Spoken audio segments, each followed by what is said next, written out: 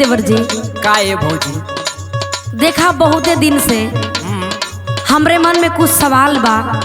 बे भौजी इतना दिन सवाल रखे रहलू है? यही से तो हम कहतनी आज हमार बहुते मन करता कि अकेले भेटाइल बड़ा। हाँ ते सवाल के हम तोहरा से पूछ रही। अच्छा पूछा। सुना बोला। देखा ये सवाल हम कई जनी से पूछले बनी लेकिन केहू बता नहीं पायल। अरे लेकिन हम जाना तनी तू ढेर टैलेंट आदमी बड़ा, यही से पूछा तनी। अच्छा पूछा, देखी कौन सवाल तो आ रहा है। सुना बोला। कवन चीज बोला देवरू काटल पीसल जाला।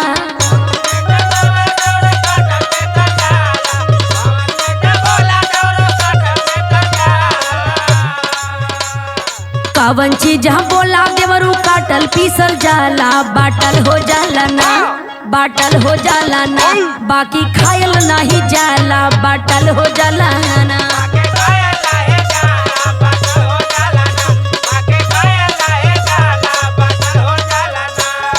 बोला देवर जी।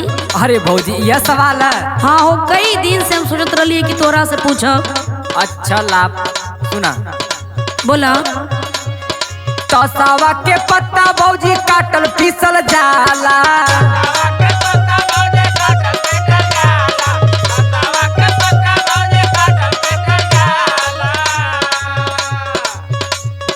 तसावा के पत्ता भौजी काटल पीसल जाला। बटल हो जाला ना, बटल हो जाला ना, बाकी खायल नहीं जाला। बटल हो जाला ना।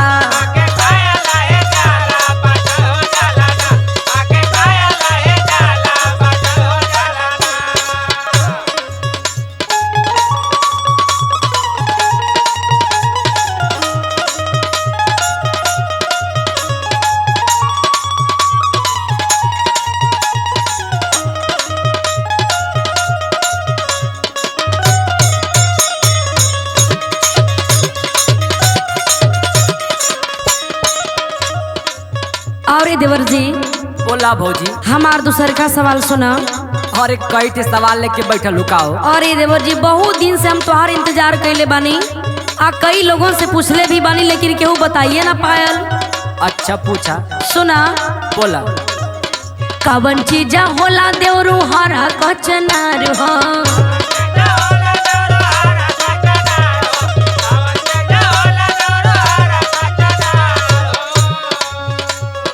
कवन चीज होला देवरू हरा कचनार। यूज कइला पर, यूज कइला पर होई जाला लाल लाल। यूज कइला पर।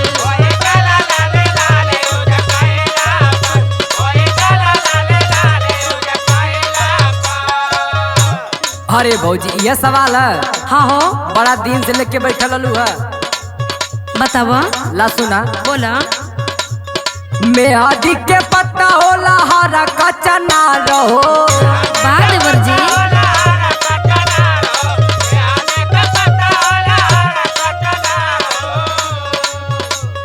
मेहदी के पत्ता होला हरा कचनार। यूज कइला पर, यूज कइला पर होई जाला लाल लाल। यूज कइला पर।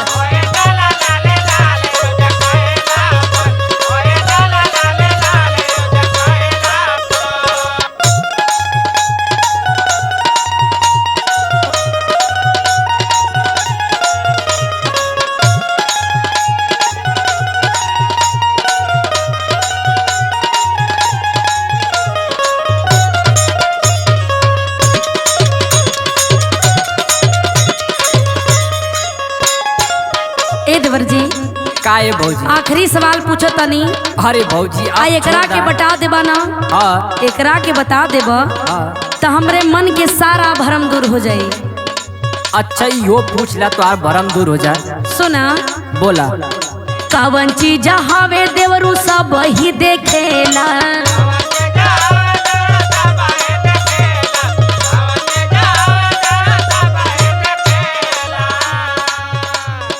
कवन चीज हवे देवरू सब ही देखेला। लेकिन ए देवरू, लेकिन ए देवरू केहू छुए नहीं पावेला। बतावा देवरू।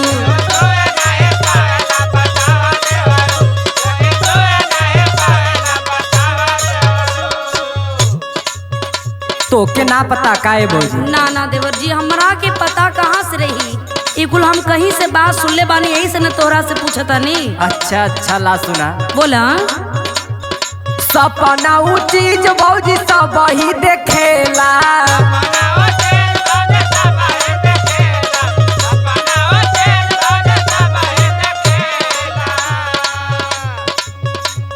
सपना ऊ चीज भौजी सब ही देखेला, लेकिन ए भौजी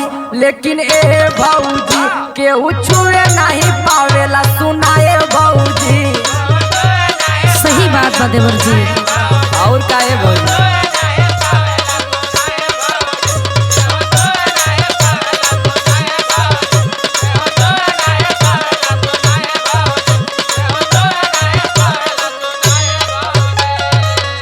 अरे बा देवर जी, हमार सारा भरम दूर हो गई। दूर हो गल ना भौजी? बिल्कुल।